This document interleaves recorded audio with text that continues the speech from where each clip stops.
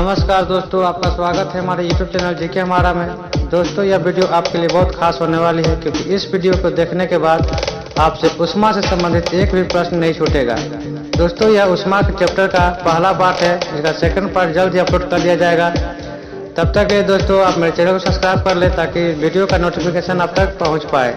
तो चलते हैं दोस्तों अपने वीडियो पे। पहला प्रश्न दोस्तों, तापगतिकी का प्रथम नियम सामान्यतः किससे संबंधित मामला है?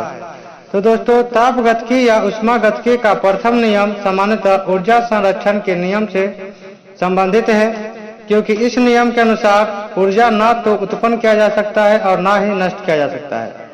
इससे दोस्तों स्पष्ट होता है कि हमारे पहले प्रश्न का आंसर ऑप्शन डी ऊर्जा के संरक्षण नियम से है। दूसरा प्रश्न, एक ऊष्माक्षेपी प्रतिक्रिया क्या होती है?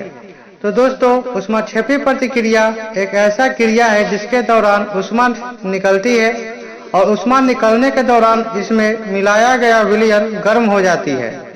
जैसा कि दोस्तों सोडियम हाइड्रोक्साइड में जल डालने पर इसमें अभिक्रिया के दौरान विलयन गर्म हो जाती है। इससे स्पष्ट होता है कि हमारे दूसरे प्रश्न का आंसर ऑप्शन ए वह प्रतिक्रिया जिसके दौरान ऊष्मा का विमोचन होता है, इसका आंसर होगा। तीसरा प्रश्न, काले वस्त्र के मुकाबले श्वेत वस्त्र शीतल क्यों होते हैं? तो दोस्तों, काले वस्त्र की अपेक्षा श्वेत वस्त्र शीतल होते हैं क्योंकि श्वेत वस्त्र ऊष्मा को परावर्तित कर देता है, जबकि काला वस्त्र ऊष्मा को अवशोषित कर लेता है।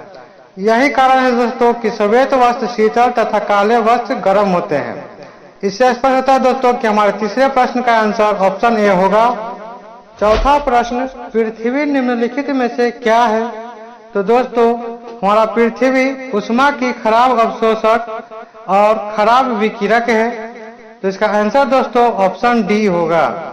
छठा प्रश्न, कृष्णिका विकिरण उच्चतम अवस्था तक पहुंचने पर तरंगदैर्घ्य कैसा होता है?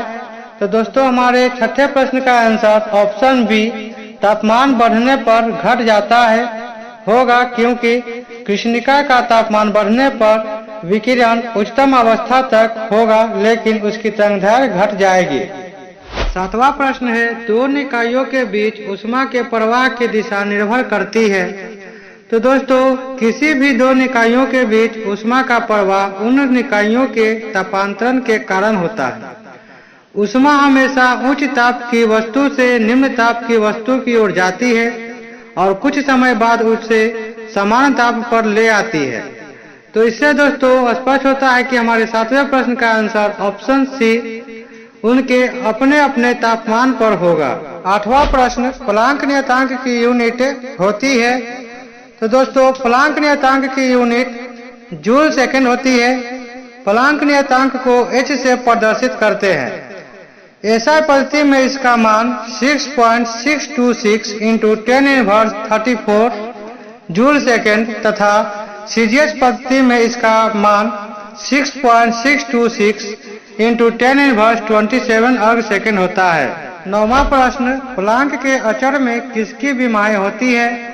तो इसका आंसर दोस्तों ऑप्शन बी कोणीय गति होगा, क्योंकि दोस्तों प्लांक के अचर में कोणीय गति की विमा होती है। 10वां प्रश्न, ऊष्मा का SI मात्रक क्या होता है?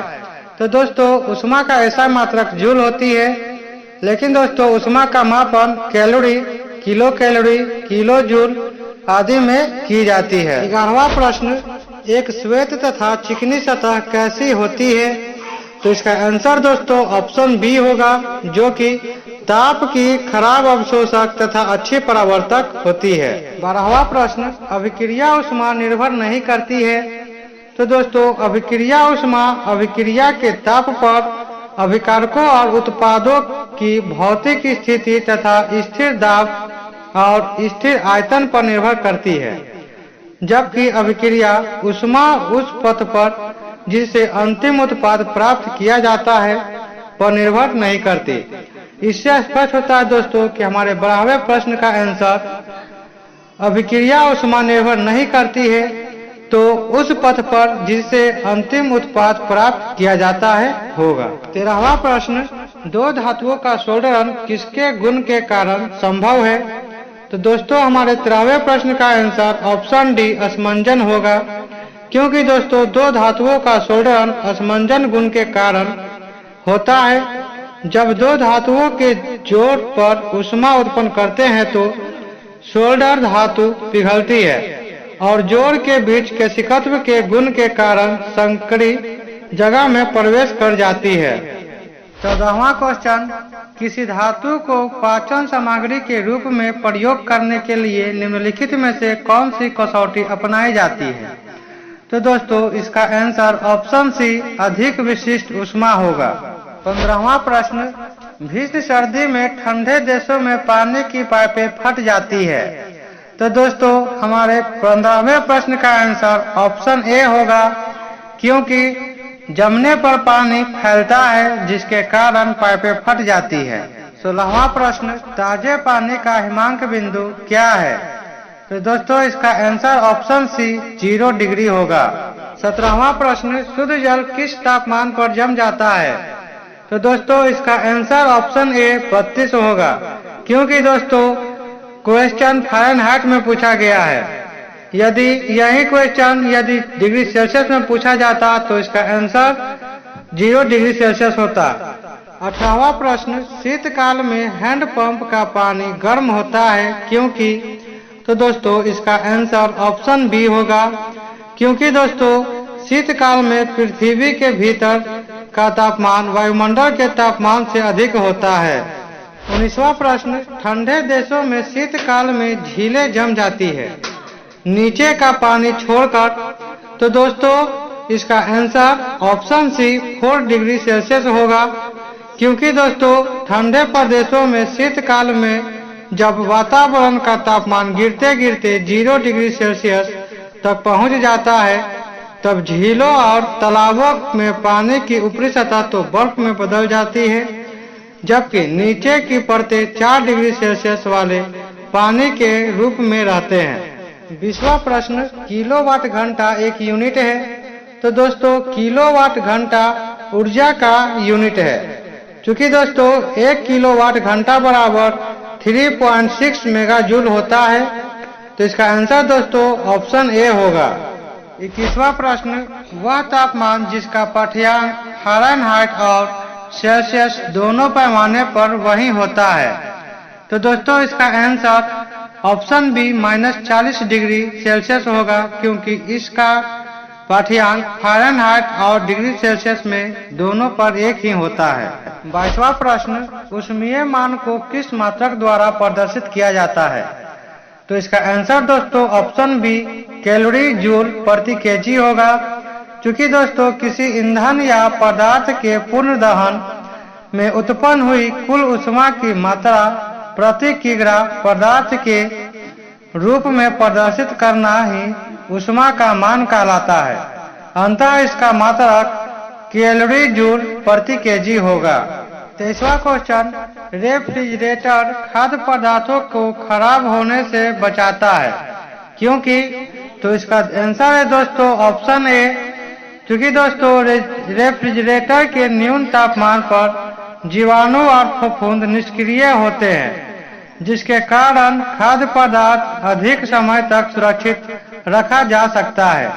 इसके लिए न्यूनतम तापमान 3 डिग्री सेल्सियस से 5 डिग्री सेल्सियस निर्धारित रखा जाता है। 24वां क्वेश्चन, अपेक्षित आर्द्रता को किस रूप में व्यक्त किया जाता है?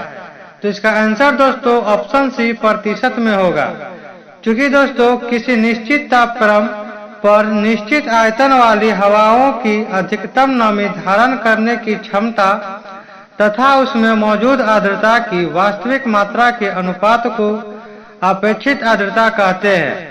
इसको प्रतिशत में व्यक्त किया जाता है। 25वां प्रश्न, न्यूनतम तापमान पैदा करने के लिए निम्नलिखित में से किस सिद्धांत का प्रयोग किया जाता है?